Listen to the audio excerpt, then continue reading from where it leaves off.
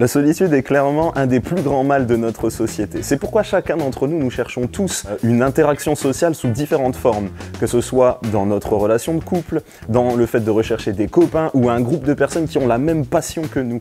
En bref, nous recherchons tous une forme d'amitié avec une personne ou un groupe de personnes qui nous ressemblent ou qui ne nous ressemblent pas, mais en tout cas, nous recherchons à avoir des amis. Oui, je suis ton ami. Et toi, est-ce que tu as un ou des amis ?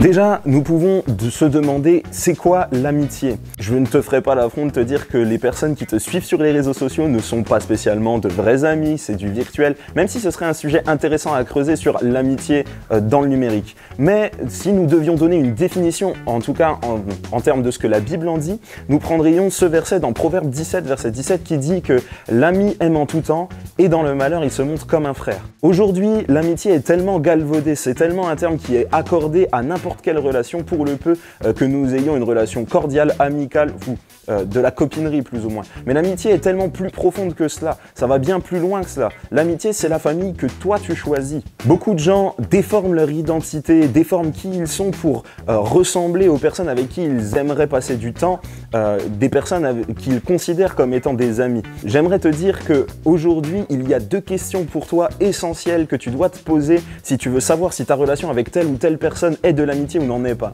Premièrement, est-ce que cette personne t'accepte tel que tu es? Aujourd'hui, c'est tellement important d'être accepté tel que nous sommes. Et la deuxième question, est-ce que ces personnes sont assez honnêtes pour m'accepter tel que je suis? Oui, mais me dire quand je suis dans l'erreur. You are fake news.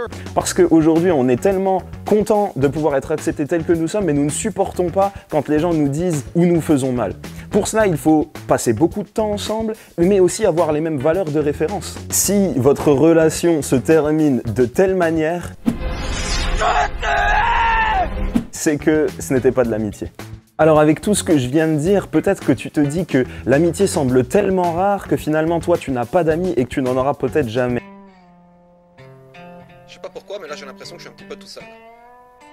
J'ai une bonne nouvelle pour toi si tu es dans ce cas-là, c'est qu'il y a une personne qui veut devenir ton ami absolument et cette personne, c'est Jésus. En tout cas, Jésus savait qu'il y aurait des personnes qui se sentiraient tellement seules si elles décidaient de l'aimer. C'est pourquoi il a prévu un endroit où tous ceux qu'il aime pourront se réunir et s'encourager les uns les autres. Cet endroit, ça s'appelle l'église. Si tu n'as pas d'église, je t'invite à en rejoindre une et là, tu pourras rencontrer des personnes que Dieu mettra sur ta route pour qu'ils deviennent des amis potentiels. Encore faut-il prendre le temps nécessaire pour construire cette amitié.